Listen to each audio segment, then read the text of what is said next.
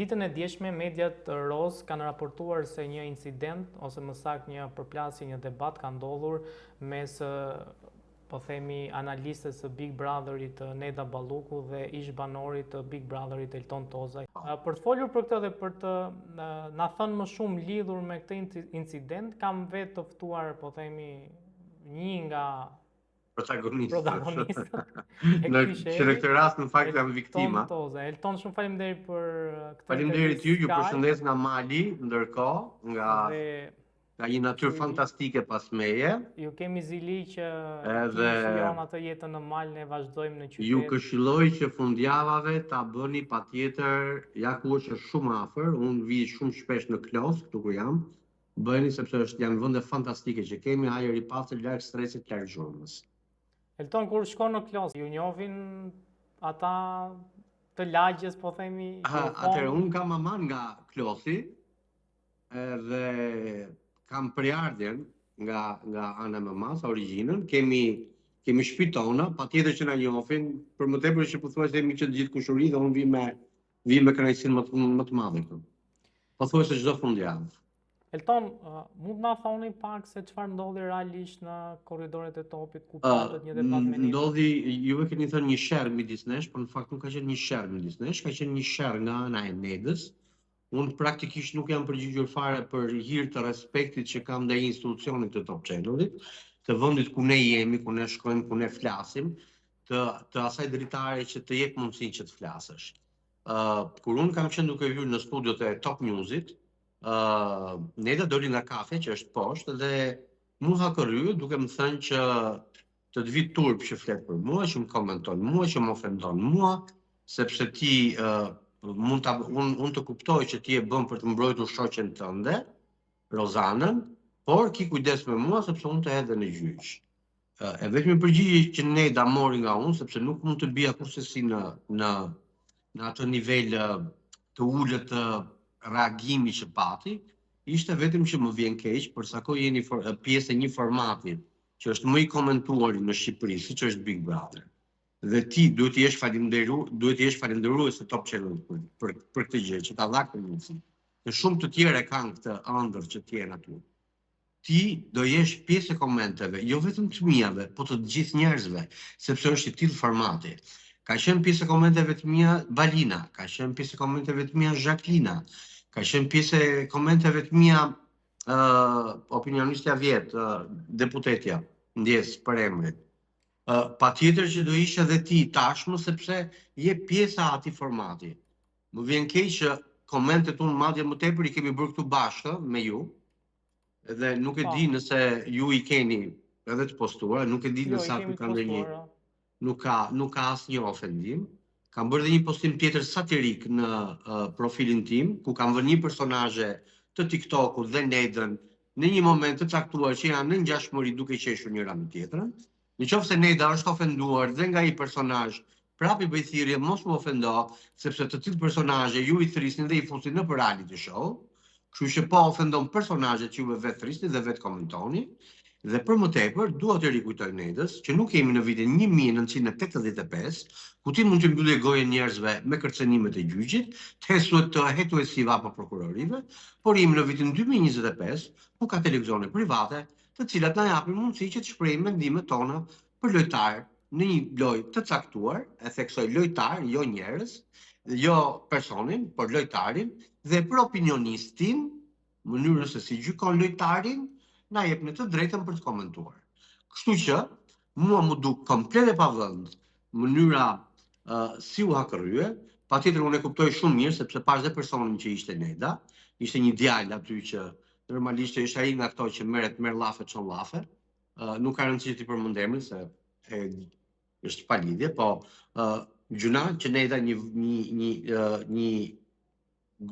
grua në zonjë të bie pre e të tillave gjëra është shumë e vështirë. Unë nuk kam asnjë gjë tjetër për të shtuar, dua vetëm t'i them për mua Neda do të jetë historikisht Neda Karafili e Big Brotherit në vitin 2011 dhe Neda Karafili Balluku që përkohësisht është opinioniste e Big Brotherit. Për sa kohë ka marrë përsipër që të ketë rol, unë do ta komentoj patjetër për çdo koment që ajo do bëj. Të mirë apo të keq, nuk ka rëndësi. Elton, ju mendoni që Neda më shumë ka pasur hallin e, po themi, termave që ti ke përdorur në analizën që ke bërë, apo nga që kush ti është ke termi? mbajtur Mund të më anën e rikujtosh një Rozanës? term? Pra, jo, në kuptimin që me ato terma që ke përdorur që Po kë pra? jo terma në kuptimin e ofendimeve, po duke Po kë, për shembull, sepse që ajo të jetë prekur nga termat, unë duhet të kem një term nga ofendues që mund t'i krahasimi, kem nga bërë. që ke bërë me atë personazhin, Patjetër, unë kam thënë të vërtetën, Neda Pra, ka jo, gjëra më shumë dua ta personale them me që Rozanën. Dhe kam thënë që Neda për mua, Neda ka qenë një lojtaret më të urryera, lojtaret e kam theksuar madje, më të urryera në Big Brotherin e saj dhe kam thënë dha të tjetrën që Neda ka për ta vazhduar këtë gjë sepse po ndërpreu të duket që ka akoma më shumë personale dhe kjo është e fundit që ne do kemi thënë bashkë. jo, Nëse Neda është prekur nga këto, unë nuk mund t'i kërkoj falje, se s'kam që t'i kërkoj falje, se kam ofenduar, se kam sharë, as kam ndërmend ta bëj që se kam bërë ndonjëherë. Dhe çfarë të them unë tash? jo, ideja është më shumë ndoshta mos është prekur nga që ti ke mbajtur anën e Rozanës dhe Po më Neda s'ka pse të preket, sepse ke Neda mban sulmuar, anën e jo. Gertës edhe unë nuk prekem pse Neda Jo, mban ke anën vënë në e dyshim, Gertës. pra ti ke vënë në dyshim, po themi Jo, se kam vënë anësimin e vetëm një unë në dyshim, po e vënë në opinionisti. dyshim. E vënë në dyshim me tërë Shqipëria. Neda le të kapet me tërë Shqipërinë, mos të kapet me mua. Unë them atë që mendoj. Dhe është shumë e qartë që Neda kapet me Rozanën Kotër, nuk ka nevojë që ta them këtë. Të besoj e dim si buka që ham, se është pa lidhje. A do ishte surprizë nëse në një moment caktuar ju merrni një njoftim nga gjykata duke thënë që jeni Jo, mos më vjen fare, dëgjoj, me të tillë personazhe që vuajnë nga deliri i madhështisë, mua nuk më bëjnë fare përshtypje këto sjelljesh. Madje edhe ajo që ajo më tha dje, edhe që bëri dje, mu duk një gjë që okay, është fiks për standardin e saj. Një njeri që i duket vetja kush e di se çfarë, se është opinionista apo është kuna ata X apo Y personi, dhe më duket një gjë pa logjikë, ajo mund ta bëj absolutisht. Le të vazhdoj rrugën mbar. Mua nuk më bën asnjë gjë, nëse ka nevojë, i çoj dha ID-n me WhatsApp që të mos ketë ndonjë ngatres në emër. Keni parë Nedën në raport me opinionistet e Big Brotherit, pra ka qenë më e anshmja sipas teja apo ka pasur po të vetë marrë në tjerë që ka shembull pasur? Jacqueline tek Big Brother 2. Ka qenë një nga opinionistët më të anatemuara të Big Brotherit. Por, di të them diçka, Jacqueline, sado që kishte këtë problemin, që kundërshtonte Luizin patjetër shumë, sepse donte patjetër që të kishte rivalitet, kjo ishte gjithë qëllimi i saj, por kur Luizi kishte të drejtë dhe mënyra se si ajo argumentonte, si kishte qasin, ishte shumë okay, dhe bëshe shumë e pranueshme për njerëzit.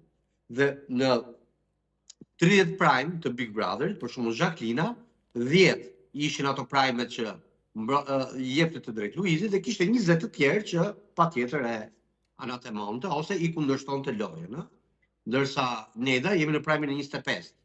Në 25 prime nuk ka një prime, një të vetëm, dhe atëherë kur Rozana ka pasur të drejtë. Po më thuaj një herë. Po Rozi, ke shumë të drejtë. Po thuaj një herë të vetme. Nuk të gjen asnjë gjë, përkundër të bën nder ty si opinioniste ta thuash. Sepse po jep një mendim real, njerëzit për atë kanë nevojë. Ti fundit që paguhesh aty sepse edhe mburren me këtë gjë, që un paguhen për këtë gjë. Po pra ti paguhesh. Po paguhesh për të bërë një analizë korrekte, për të bërë një analizë të drejtë të tërë kësaj gjës që ti je aty.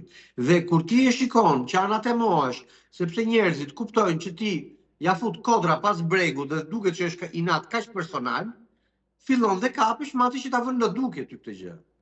Dhe e them edhe një herë, për hir të institucionit, ti moj vajzë, hajde me këmbë në tokë. Respekto Top Channelin për atë që të ka zgjedhur dhe më vjen keq që mund ta ulësh veten në atë mënyrë që të bërtasësh korridoreve të Top Channelit në atë farfeje. Është shumë e turpshme.